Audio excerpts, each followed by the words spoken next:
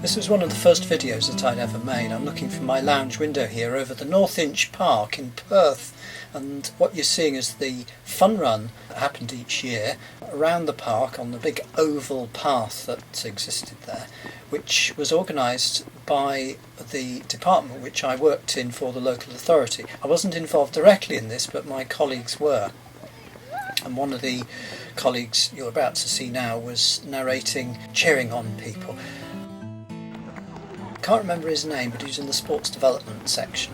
The Inch restaurant behind was flooded a year and a bit previous to this, when the River Tay burst its banks and flowed across this park. Nice family event here with young and old running together. It was a very friendly do.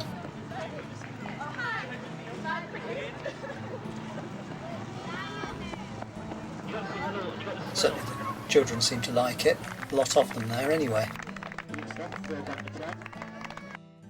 Now, talking about those floods, we eventually took some action, and you see the site here of the embankment before we built it up.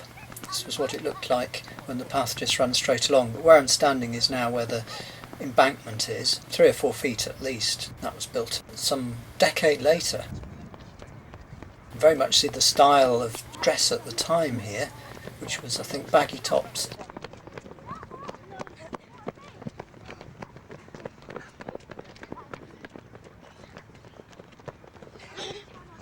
Coming across the end here of the run, I'm not quite sure how many laps people had to do.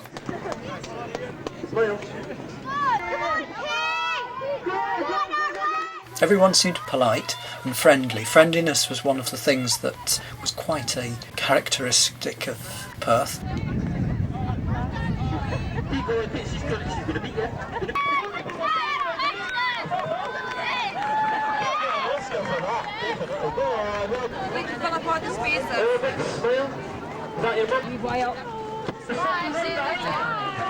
Some cakes on store here, which the lady informs us. Look at them, they're all passed by Scottish slimmers. Very good. It's interesting how people reacted to the camera. The video camera in those days was a bit of a novelty. You watch this.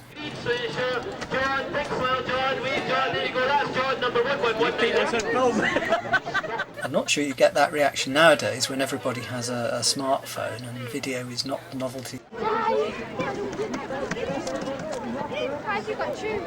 Yes, so the park was normally quite busy, and this is an normal day, which you see is still full of people. It was very much a sports orientated park, the North Inch. It's rather good actually,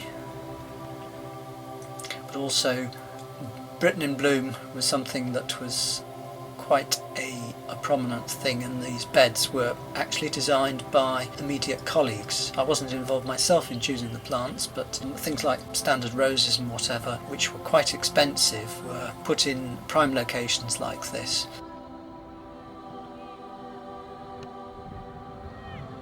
We couldn't afford to do this for many years. The island beds you're seeing now in the grass were grassed over.